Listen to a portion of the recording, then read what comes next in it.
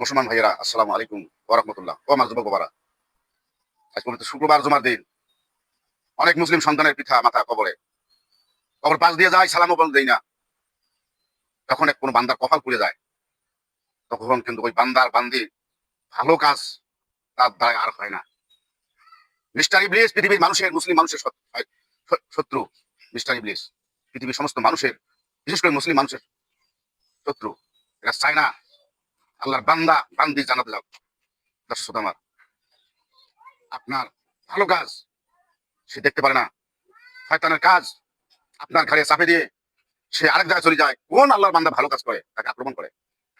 অথচ বাবার টাকা পয়সা ধন সম্পদ সব ভক্ষণ খাচ্ছি, বাবার কবর সালাম তো দেই না। পবিত্র শুক্রবার দিন ব্যবসা করি, দরজা বন্ধ করি না। দর্শক আমার, বরকত তো হবে না, যে জানি রাখেন। আপনার আমার আকুল আবেদন, পবিত্র শুক্রবার জুমার দিন ব্যবসা বাণিজ্য বন্ধ করে আল্লাহর উপর তাওয়াক্কুল করে মসজিদে যাবেন। এটি আমার উপর, আপনার উপর আমার আকুল আবেদন। আসসালামু আলাইকুম।